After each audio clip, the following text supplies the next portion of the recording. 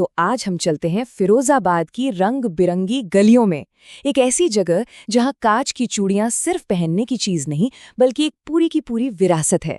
ये कहानी है कारीगरी की, एक परिवार की और परंपरा और नएपन के एक बड़े ही खूबसूरत संगम की। तो चलिए इस दिलचस्प सफर पर निकलते हैं।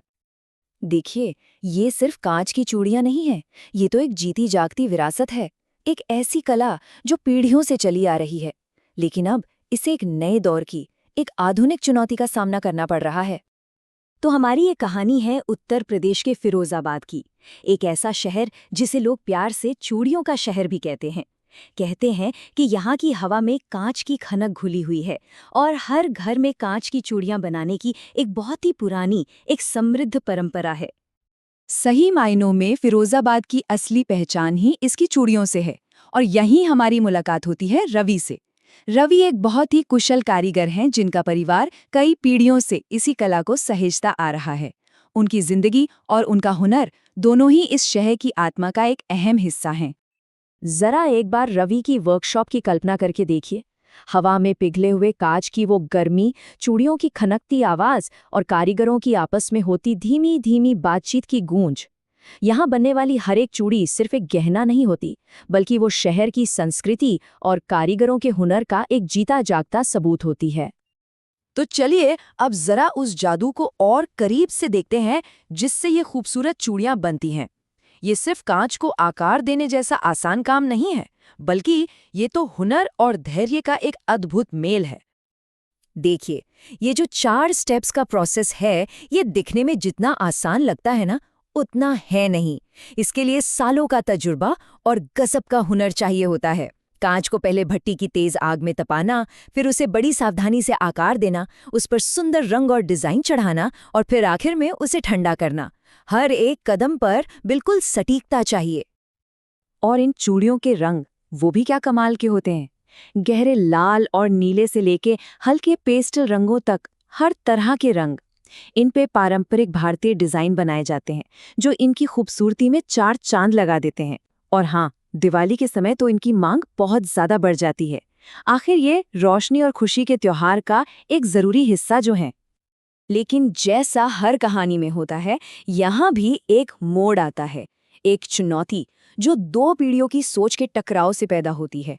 ये टकराव है एक पिता की परंपरा और एक बेटे के नए नजरिए के बीच। और यही कहानी में एंट्री होती है अनन्या की, रवि की बेटी। अपनी पढ़ाई पूरी करके वो अपने पिता के काम में हाथ बटाने के लिए बहुत बेचैन है। लेकिन अनन्या अपने साथ सिर्फ मदद का इरादा लेकर नहीं आई है, वो अपने साथ लाई है मॉडर्न डिजाइन की एक बिल्कुल ताज़ा और नई सोच। तो अब हमारे सामने हैं 2 अलग अलग नजरिए। एक तरफ है रवि, जिन्हें इस बात की चिंता है कि कहीं उनकी सदियों पुरानी कला अपनी असली पहचान ही न खो दे। और दूसरी तरफ है अनन्या, जो इसी पारंपरिक कला में कुछ नया, कुछ मॉडर्न करना चाहती है। कला एक ही, पर सोच बिल्कुल जुदा। तो फिर इस चुनौती का हल कैसे निकला? इसका हल था सहयोग। जब पुरानी कला का तजुर्बा और नई सोच की ताकत एक साथ आए, तो एक नई और बहुत ही खूबसूरत परंपरा ने जन्म लिया। चलिए देखते हैं कि ये सब हुआ कैसे। अनन्या ने ऐसा नहीं किया कि पारंपरिक कला को बदल ही दिया, नहीं, बल्कि उसने उसे और भी निखारा। उसने नाजुक फूलों वाले पैटर्न के साथ साथ मॉडर्न जियोमेट्रिक शेप्स जैसे नए नए डिजाइन पेश किए। ये पुराने और नए का एक ऐसा मेल था जो दिखने में बहुत ही खूबसूरत लग रहा था। और बस यही था कहानी का सबसे अहम मोड़। रवि शुरू में थोड़ा सा हिचकिचाए जरूर, लेकिन जल्द ही उन्हें अपनी बेटी के डिजाइनों में छिपी खूबसूरती साफ नजर आने लगी। और फिर क्या था, यहीं से दोनों ने मिलकर दिवाली के लिए एक स्पेशल कलेक्शन तैयार करने का फैसला कर लिया। और इसका नतीजा बहुत ही शानदार। ये नया कलेक्शन मार्केट में आते ही सुपर हिट हो गया। ग्राहकों को ये नए डिजाइन और दिल खींचने वाले रंग इतने ज्यादा पसंद आए कि ये कलेक्शन परंपरा और नएपन के संगम की एक मिसाल बन गया। लेकिन सुनिए, ये कहानी सिर्फ रवि और अनन्या की कामयाबी पर ही खत्म नहीं होती। इसका असर तो पूरे फिरोजाबाद पर, पूरे समुदाय पर पड़ा। और यही बात इस कहानी को और भी ज्यादा खास बना देती है। इस कामयाबी का असर बहुत गहरा था और दूर तक फैला। सोचिए, एक परिवार के एक छोटे से नए आइडिया ने पूरे के पूरे समुदाय के लिए तरक्की के नए दरवाजे खोल दिए थे। देखिए, जब चूड़ियों की मांग बढ़ी तो इसका सीधा मतलब था कि जो लोकल कारीगर थे उनके लिए ज्यादा काम था और आमदनी भी बेहतर हुई। और बात यहीं खत्म नहीं हुई, पैकिंग और ट्रांसपोर्टेशन जैसे कामों में भी नए रोजगार बने। मतलब एक नए आइडिया ने जैसे पूरे शहर की इकोनॉमी में एक नई जान डाल दी। जरा उस दिवाली की रात का नज़ारा सोचिए।